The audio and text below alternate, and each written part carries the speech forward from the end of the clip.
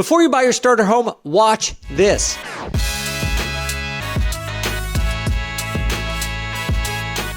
Your first property is arguably the most important as it sets up your entire foundation as an investor. And if you're in the market for a property right now, there are a lot of different variables that you need to consider, as key choices like location and strategy are going to determine how well this property performs over the lifetime of your ownership. This is a challenge that pretty much every real estate investor faces, regardless of what their full-time job is. Today, our guest is Brendan Jones, who's a professional baseball player with the New York Yankees organization. We found Brendan through the BiggerPockets forums, and today I'm going to help him through some of the challenges and questions that he has. And we're going to talk about how to optimize for both short and long-term success, and whether you should consider using one strategy now and then moving to another one in the future. We're going to talk through it all, so let's bring on Brendan. Brendan Jones, good to see you. Thanks for joining us. I appreciate you guys having me on. I'm really excited. This is kind of cool. We stumbled upon your story in question in the BiggerPockets forums, and it just seemed like a pretty unique and interesting challenge for a potential investor here. And I'm eager to dive into it with you. But maybe you could fill our audience in a little bit just about who you are and how you find yourself looking into real estate investing as an option for yourself. I've grown up an athlete my whole life, played football, basketball, baseball, all growing up.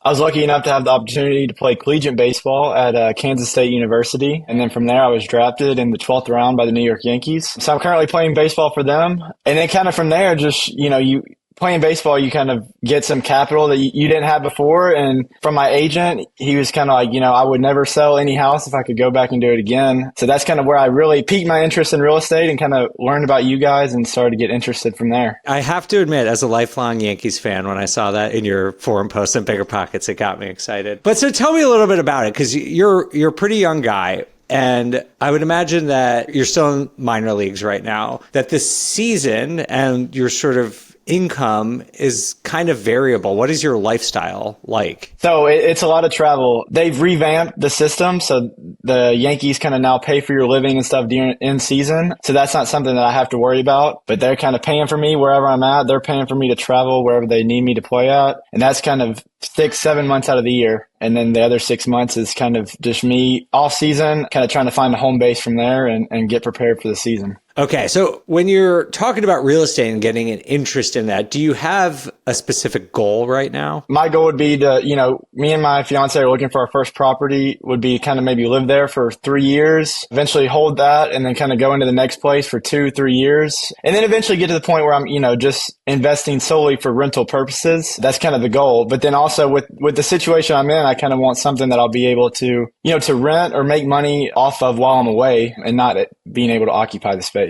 Just the overarching goal is a good one and one that's probably achievable. So that's a good place to be starting, where you are thinking about an owner-occupied strategy, living in this place, which is going to open up a lot of different doors for you. You're not necessarily needing something that's going to produce a ton of cash flow in the short term. I imagine that finding something that you can lease out 6-7 months out of the year and then ideally live for free or as close to free the other months of the year based off that other income is kind of like a good benchmark for you. Yeah, for sure. Yeah. Just basically something right now that can, almost offset the mortgage, kind of if possible, not necessarily looking for a whole lot of cash flow or anything like that per se. Great. I think there's very good realistic expectations. You mentioned that when you joined professional baseball that you came into some capital. What kind of money do you have to invest and put down on a property right now? I mean, me and my fiance are looking at probably investing about $65,000, $70,000 to put down initially. Definitely, I feel like a pretty good amount. And do you think you do want to put 20% down? Because that will sort of determine a lot of what you target here. Yeah, I think that's definitely the plan, kind of avoid the PMI and some stuff like that, and obviously kind of have more equity into it originally. Great. I mean, that's good strategy. And just for everyone listening or watching this right now, just to fully understand, you can get mortgages in these types of situations if you're owner occupying for putting less than 20% down. But that often comes with something called PMI or private mortgage insurance, which is basically another fee on top of your principal and on top of your interest. And it doesn't really benefit you at all. It's not like paying off your principal. It's this kind of scenario where you are just paying an additional fee to the bank. It's pure profit for them. You want to avoid that if you can, because that's just going to damage your ultimate returns there. So we're talking about a total of putting $65,000 down, which would be plenty. If you just wanted to put 20% down, that means you could look at homes at about $325,000, just for everyone listening. But I would imagine that you're going to need to take 5-10 grand probably for closing costs and for cash reserves to make sure. And so I would imagine that, you maybe want to focus on a down payment that's somewhere near $55,000. Does that sound right? Yeah, somewhere around there, maybe a little bit more, because we do have a little room towards closing costs and things like that. But yeah, somewhere around that range. In what market is this? Like, where do you want to buy? Do you know yet? We're in the surrounding Nashville area. So that's kind of, I guess, leads me to one of my questions. We're kind of trying to determine whether we want to be, actually Nashville area code or, be able to get in something that might be a nicer residence per se, but it's kind of a little bit farther out of town. So I would imagine that being close to downtown Nashville is a little bit cost prohibitive at that, $300-ish thousand price point. Is that the challenge? In our initial kind of what we're looking at, you're definitely able to see some nicer homes kind of as you get out of the city than in Nashville. And you're also some nicer areas, a little more safe and things like that. Yeah. Okay. That's good to know. Would these areas, we can talk about where to get some of this data, but would these areas in this more suburban or a little bit removed from the downtown area, do you think they would have demand for short-term rentals or midterm rentals? I guess that's kind of a question I was also, wondering too, is how important is that for the demand for short-term or midterm rental? If you're getting it would be about 25 minutes out of town. Is the demand still there for it to be worth it? Or, do you kind of bite the bullet to get more demand in the downtown Nashville area? My recommendation is I don't know if you've heard of this company called AirDNA. It's a website that provides data from Airbnb and from other listing platforms about where short-term rentals are getting the highest demand and where they have the highest occupancy rates and what they're charging on average. So I think that's where I would go first and foremost to validate what I'm about to say, which is that my instinct is to try and get closer to downtown. I think in a place like Nashville, you're going to get a lot of really good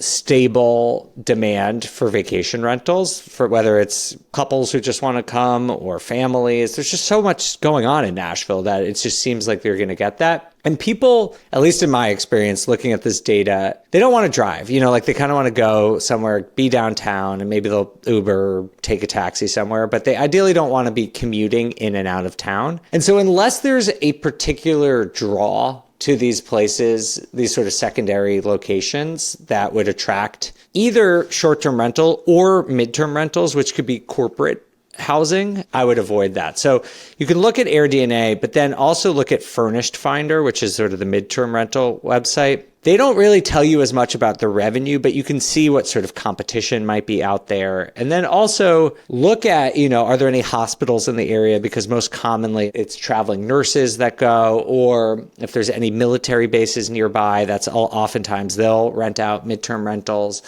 So you just try and figure out if there's demand, but my instinct would be to go towards downtown. Okay. Yeah, that's really good to know. That's kind of definitely something we were back and forth between. Where would you want to live more? I mean, I guess that's part of it because this is your primary residence. If it was just up to us where we were living full time, it probably more would be farther out of town a little bit. That's kind of where we've grown up too. So, we're comfortable with the area. So that's kind of a factor, I guess, too, is, like if it was just solely based on where we're living, I think we would choose a little farther out of town. So kind of weighing those two things. And that's important. It is. It's important. I mean, I think it's hard when it's just a personal choice like that. I would imagine that that's going to be your trade-off, is that if you do a little bit outside the city, you maybe are going to have higher vacancy. That's just my gut. But you might say that that's worth it, one, to enjoy your own quality of life a little bit more. That obviously matters. And two, I could see a scenario where the quality and length of visit is longer in a more suburban area. You might get families that are going to be there. Maybe instead of 2 days for a party, they're there for a week to visit family. It just depends if there's going to be demand for it. I think if it's a relatively rural area, who knows? You might have long periods of time where no one rents them, but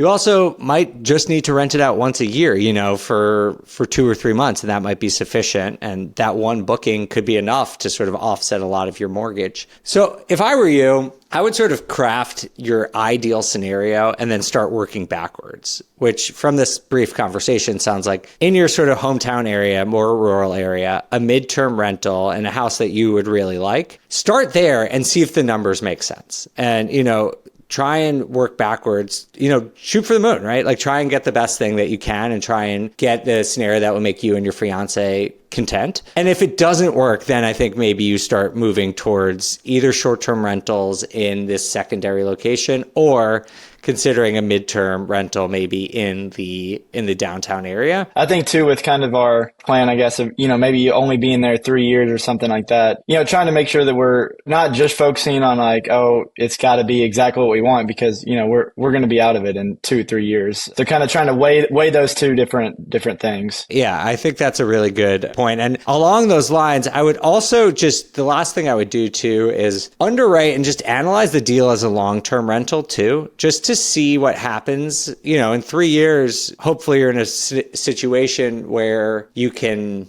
rent out that property, either keep doing it as a midterm or short-term rental or as a long-term rental and then move on to your next property. Even if it's not your intended strategy, I think it's helpful to just know like, what could you do with it in a long-term rental and just weigh that into your decision as well. What's the best way to weigh that out? Like, is it AirDNA, like you had talked about, or is there, some other way that might be better to kind of weigh those different things out? AirDNA is the best way to look at short-term rentals. So you're basically going to look at 2 or 3 different variables. The number one thing is occupancy, and the second thing is average daily rate. And so occupancy is basically the inverse of vacancy. It's just like how many nights out of a month are you able to rent this property?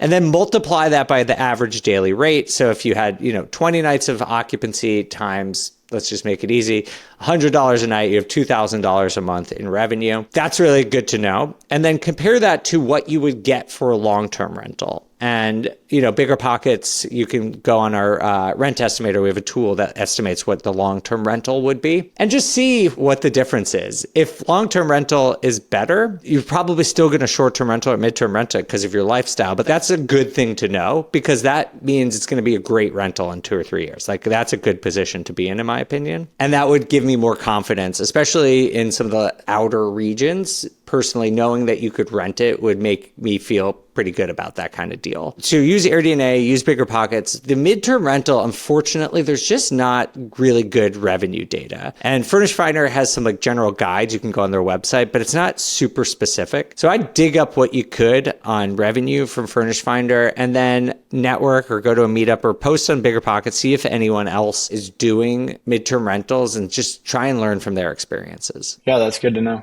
Well, great. I mean, does this sound like a reasonable plan to you? Yeah, I think so. I mean, I think you've done kind of a good job of helping me figure out what I need to focus on and kind of be looking for when doing some of that. I guess you also brought up the property management aspect. So I guess that is something with me being gone. I'm a little bit in limbo. I mean, would you recommend just biting the bullet and hiring a property manager or kind of trying to do it from where I'm at? Yeah, I think when possible, it's always better to self-manage. You're just going to make more money. And if your intention is to do this for a couple of years, you'll learn a lot, which is really beneficial. Depending on where you're at, property managers for short-term rentals can cost anywhere between 15% up to 35%. So you're talking serious revenue if you're sort of on the higher end there. I think that most people can do it remotely. There are a lot of systems. It's not like you are doing 100% of things yourself. Like you can hire a handyman, you can hire a cleaner, but there are all sorts of software tools now where you can,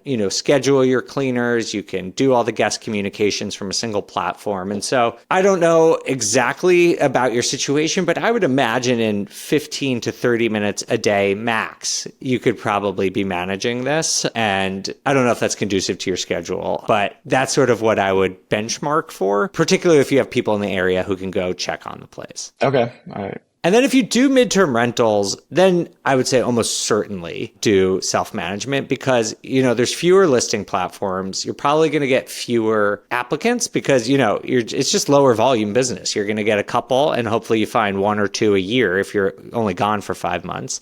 Hopefully it's like two-month rentals would be great. The guest communication element of that would be relatively easy.